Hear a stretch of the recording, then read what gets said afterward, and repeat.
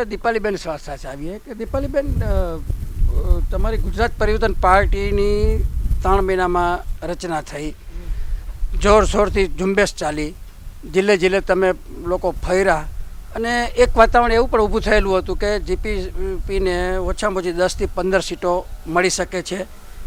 પટેલ વોટની વાત જવા દઈએ, બધા વર્ગોને સાથે લઈને તમે વાત કરી તો મૂળ કારણ તો પટેલ વોટને ડિવાઈડ કરીને ભાજપને નુકસાન કરવાનું હતું. આખો આઈડિયા આ બેઝ ઉપર હતો અને 20 સીટો તમારી પાર્ટીને મળે એવી પાકી ગણતરી મહિના પહેલાં હતી. પરંતુ અત્યારે જે પરિણામ આવી રહ્યા છે જોતાં 1 સીટમાં જીતે છે અને 4ની અંદર આગળ હોવાનું જણાવે છે.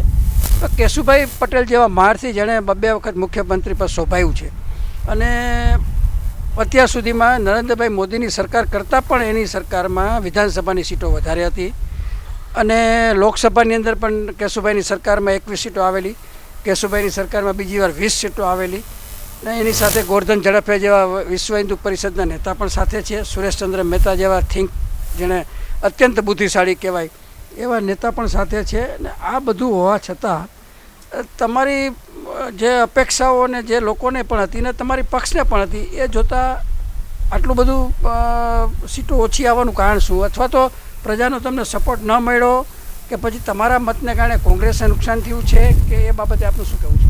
પહેલું તો એ કે અમારા મતને કારણે ભાજપને નુકસાન થયેલું છે.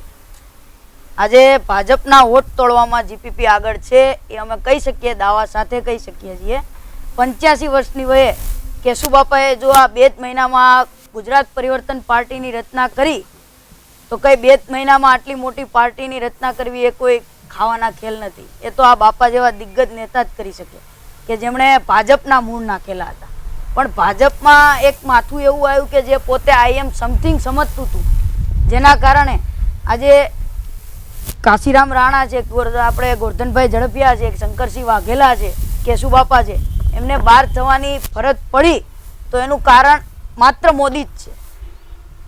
એમને આ બધી આપણી વાત સાચી કે આપણી પક્ષના કારણે નરેન્દ્રભાઈ પર પ્રેશર આવ્યું કે એને બધાને રિપીટ કરવા પડ્યા, એ માનો કે આપણી એક તર્કબદ્ધ વાત માનીએ તો પણ મેઇન મુદ્દો ચૂંટણીની અંદર એક જ હોય છે કે જો જીતા હોય સિકંદર. હવે તમારી પાર્ટીને અત્યાર સુધીમાં જે 10 થી 20 સીટની આશા હતી એના બદલે 2 અને 3 ઉપર આંકડો આવીને અટકે છે. તો 2 મુદ્દા હોય આમાં. એક, કાં તમે ભાજપને જે પ્રમાણે નુકસાન કરવા ઈચ્છતા તે કરી નથી શક્યા, એક, અથવા તમારો અવાજ પ્રજા સુધી તમે પહોંચાડી શક્યા નથી, 2, અને કાં તમારી પાર્ટીની અંદર પણ મતભેદો હોવાને કારણે એક સૂત્રતા અને એક રીતે જે કામ થવું જોઈએ એ નથી થયું. દાખલા તરીકે તમારી પાર્ટીમાં શરૂઆતમાં નલિન ભટ્ટ આવેલા, થોડાક દિવસમાં નલિન ભટ્ટે તો ઘણા બધા આક્ષેપો કરીને પાર્ટી છોડી. એવું પણ સંભળાય છે કે ગોરધન ઝડફિયા અને લોકલ તમારા મહેન્દ્ર જોશી કે એ વખતે અમદાવાદ વચ્ચે પણ વિખવાદો ચાલતા હતા. તો કદાચ આ ફેક્ટરને કારણે થોડીક ગુજરાત પરિવર્તન પાર્ટીમાં સુસુપ્તતા આવી ગઈ હોય અને જે ધાર્યું તમારું જે હતું કે ભાઈ આટલી સીટો અમે લાવશું એ પણ ના આવ્યું. એ આમાં આ પણ એક કારણ હોય છે કે તમારી પાર્ટીમાં બીજી પાર્ટીઓની જેમ અંદરો મતભેદો પણ હોઈ શકે, કેમ કે ઉમેદવારો પણ તમારામાં છેલ્લી ઘડીએ બદલવા પડ્યા છે. હોઈ શકે, પણ અત્યાર સુધી અમે જે ધારતા હતા, અમારી જે સીટોની ગણતરી હતી એનો અમને પ્રતિસાદ નથી મળ્યો, એ વાત આપની સાચી. પણ જે અમે એક લક્ષ્ય અમારું હતું કે અમે ભાજપના વોટ તોડશું એ અમે આજે સાબિત કરીને બતાવ્યું છે. આપણે ચર્ચાને આગળ યાકુબભાઈ પાસે લઈ જઈએ એ પહેલાં એક મહત્ત્વની જાહેરાત છે કે કોંગ્રેસ પક્ષના પ્રમુખ અને અગ્રણી લીડર અર્જુનભાઈ મોઢવાડિયા ચૂંટણીમાં હારી રહ્યા છે, શક્તિસિંહ પણ હારી રહ્યા છે, એટલે આ 2 મહત્ત્વના નેતાઓ હારી રહ્યા છે. હવે જે કંઈ મજાની પરિસ્થિતિ કોઈ એ થશે કે વિધાનસભાની અંદર મૂળ ભાજપના કેશુભાઈ પટેલ હશે અને શંકરસિંહ વાઘેલા એ પણ મૂળ ભાજપના હશે. એટલે કોંગ્રેસ પક્ષનું નેતૃત્વ પણ હવે એવી પરિસ્થિતિ આવશે કે મૂળ ભાજપના અને આરએસએસવાળા એવા શંકરસિંહ કરશે, એનો સાથમાં કેશુભાઈ પટેલ હશે કે જેઓ પણ મૂળ ભાજપ અને આરએસએસના છે. એટલે કોંગ્રેસ માટે તો માનો કે હજી 10-20 સીટો વધે તો પણ સિંહ આલ અને ગઢ ગેલા જેવી સ્થિતિ થાય, કેમ કે 2 અર્જુન મોઢવાડિયા અને શક્તિસિંહ જેવા મારથીઓ બહાર રહે તો શંકરસિંહ હવે એને હેન્ડલ કરવાનું રહે છે. હવે આપણે યાકુબભાઈ પાસે આવીએ પુનઃ.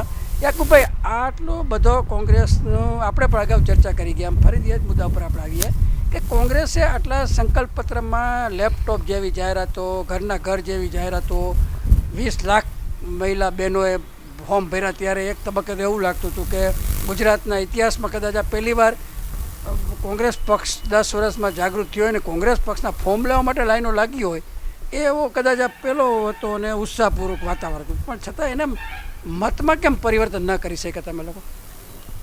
આપની વાત બિલકુલ સાચી છે કે ચૂંટણી ડિક્લેર થઈ તેના 1 મહિના પહેલાં અમે જે વાતાવરણ સમગ્ર ગુજરાતમાં ઊભું કર્યું અને વાતાવરણ કોંગ્રેસ તરફી જ હતું અને 100થી પણ ઉપર સીટો તરફ અમારી મીટ હતી.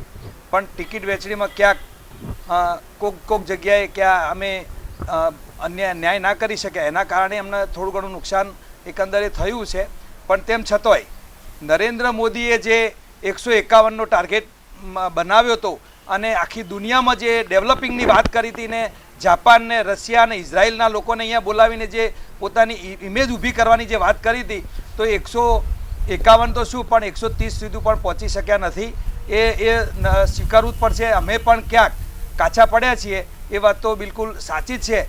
પણ તે છતાંય વિકાસ બતાવવો હોય તો જ્યાં રાજધાની હોય, કે જ્યાં આપણું પોતાનું નેટિવ હોય, કે જ્યાં આપણે બેસતા હોય, કે જ્યાં વિધાનસભાનું સંચાલન થતું હોય, ત્યાં નરેન્દ્રભાઈ અને એમની ભારતીય જનતા પાર્ટીની સરકાર વિકાસ નથી બતાવી શકી. આખા ગુજરાતમાં જો એક એસિસ્ટેન્ટ હોય તો એ ગાંધીનગર હતું.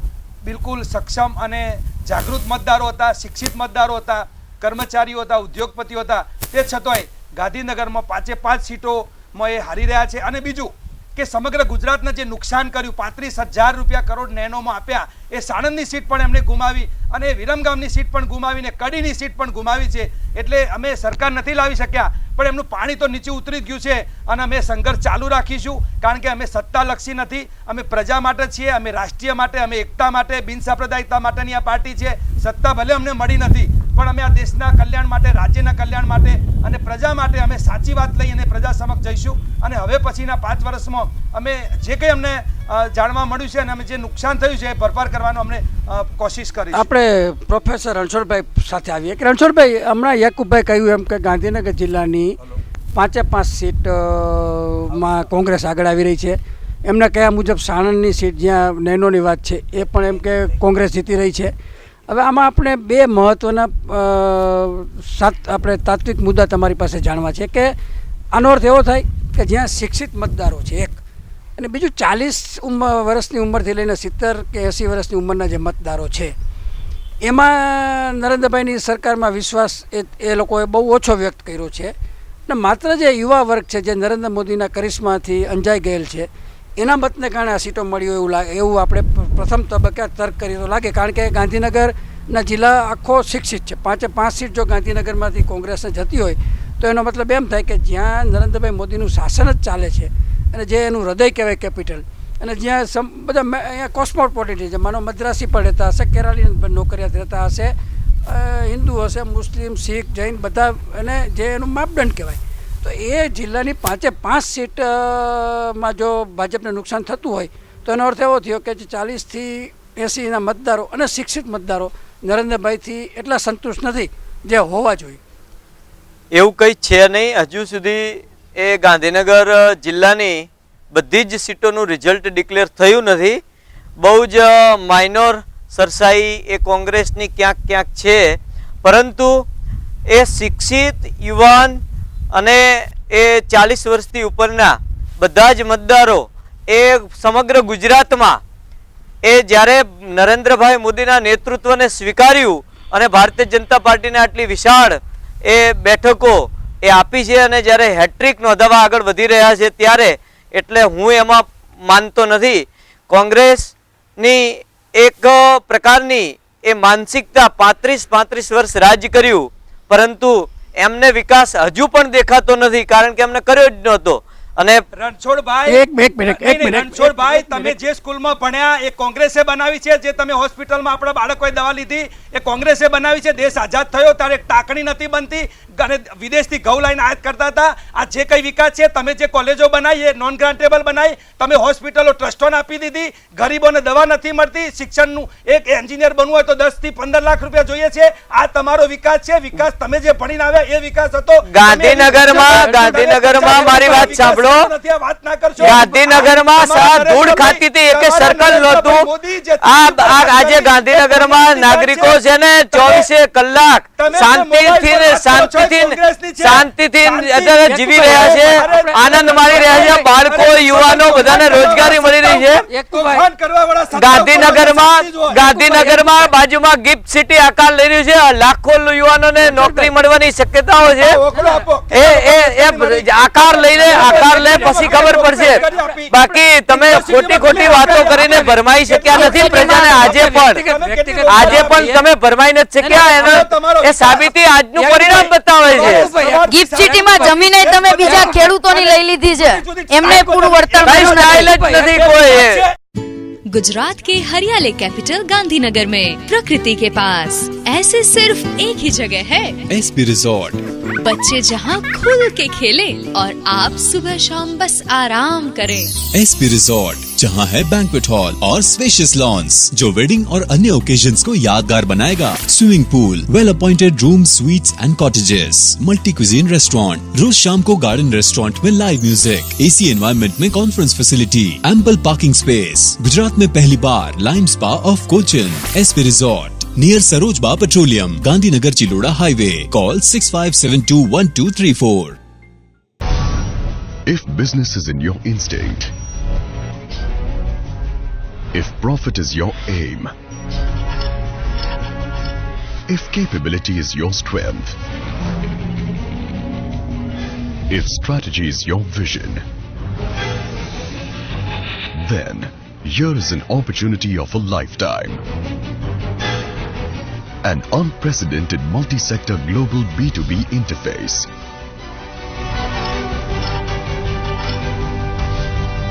On a land of unlimited opportunities.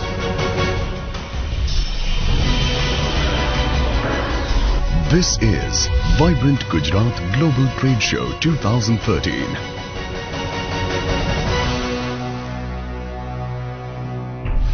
The Vibrant Gujarat Global Trade Show is an international business platform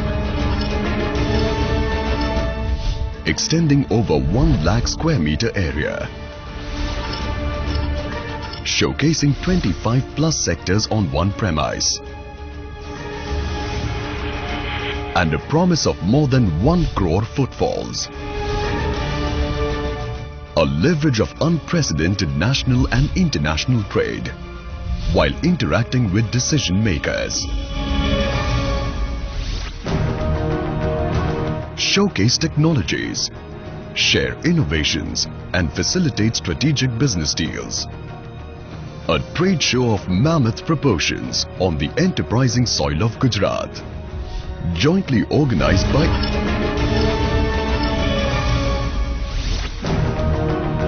Indexed B, Government of Gujarat and KND Communications Limited.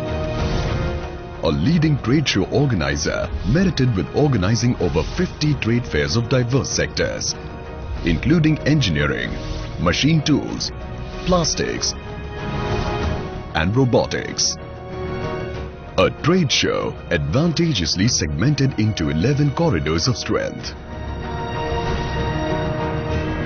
where engineering and machine tools, earth-moving and construction machinery, mining, material handling and logistics, foundry, ports and shipbuilding, SIRs, industrial parks, logistic parks and urban development will stand together as pillars of strength at the Engineers and Creators Pavilion,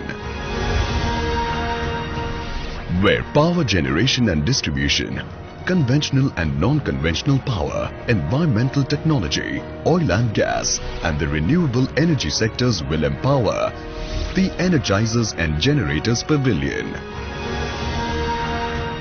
where knowledge, IT, tourism, healthcare, financial services, aviation, education, electronics and automation services will facilitate as the enablers and providers pavilion,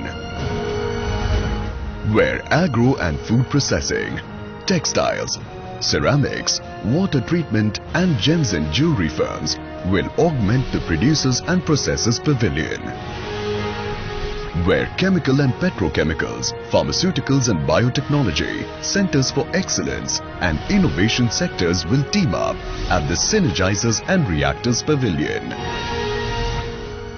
While there will be dedicated pavilions for each of the focus sectors like automobiles and auto components, mining, infrastructure and real estate, plastics, and a states and countries pavilion.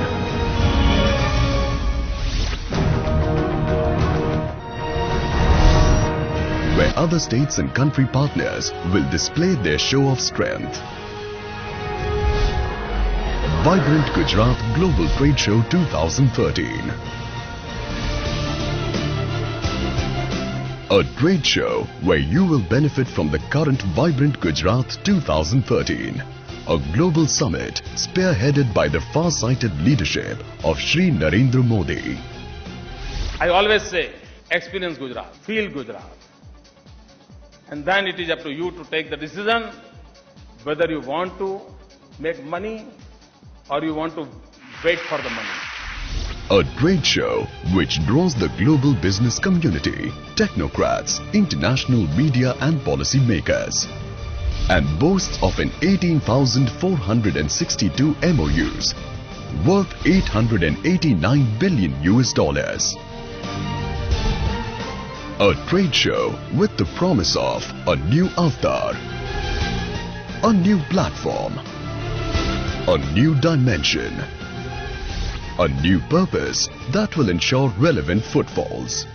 At international level stalls, inbuilt cubicles and at-par display facilities, facilitated with well-equipped business centers.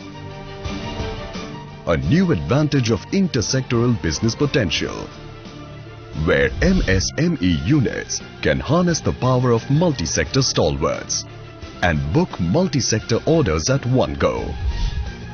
A professional marketing team which will ensure widespread promotions, media coverage in business, trade magazines and social media. A new level of international exposure with 20% assured international participation.